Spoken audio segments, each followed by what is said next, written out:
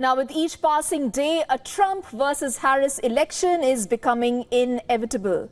It's a deja vu moment for the Red Camp's returning presidential candidate. In 2016, Donald Trump beat Hillary Clinton to become America's 45th president.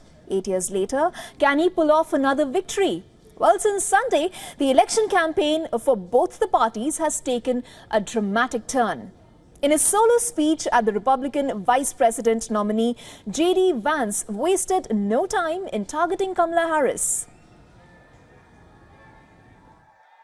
I was told I was going to get to debate Kamala Harris, and now President Trump's going to get to debate her?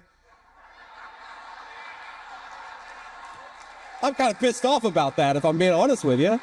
But if you want to lead this country, you should feel grateful for it. You should feel a sense of gratitude. And I never hear that gratitude come through when I listen to Kamala Harris. Now, Harris returned the favor while addressing the staffers at Biden's campaign headquarters in Delaware, which has now been passed down to her. The former prosecutor, while talking about her legal career, took a swipe at her convicted political rival. Harris also highlighted the issues that her campaign will focus on. We who believe in the sacred freedom to vote. We who are committed to fight to pass the John Lewis Voting Rights Advancement Act and the Freedom to Vote Act.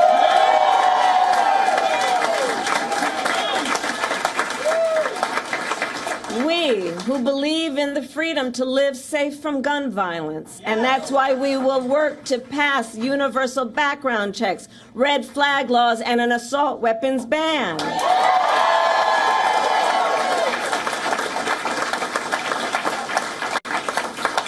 We who will fight for reproductive freedom, knowing if Trump gets the chance, he will sign a national abortion ban to outlaw abortion in every single state, but we are not going to let that happen.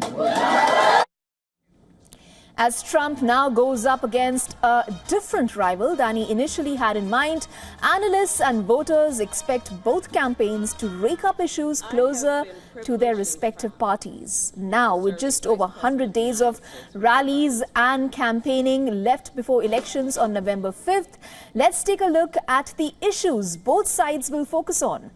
Well, Trump has previously slammed Joe Biden for his immigration policies, but with Harris up for president now, the spotlight shifts to her role on immigration and border policy. In 2021, Joe Biden had tasked Harris to examine the root causes of migration from Central America, including poverty, violence, and corruption. Of course, the Biden administration's foreign policy, particularly in the case of two active wars, will also be put under the scanner by Trump. The Republican has repeatedly slammed Biden over Washington's role in the Ukraine war and the impasse between the Israel-Hamas ceasefire deal. And of course, lastly, a lingering economic crisis, especially the cost of living, will be another issue that the Red Camp focuses on. Trump has repeatedly slammed Biden for worsening America's economic health through his policies since 2021. Well, let's now talk about Kamala Harris. For the 59-year-old female leader of color, abortion rights in the United States will become one of the biggest issues that the vice president will rake up against the Republicans. Now, to remind our viewers, Trump appointed 3 Supreme Court judges in his tenure, flipping the scales 6-3 in favor of a conservative majority. The same bench overturned the Roe v. Wade verdict, slashing abortion rights in America. Next up, gun laws. In March this year, Harris had announced a new office to implement the red flag gun control laws.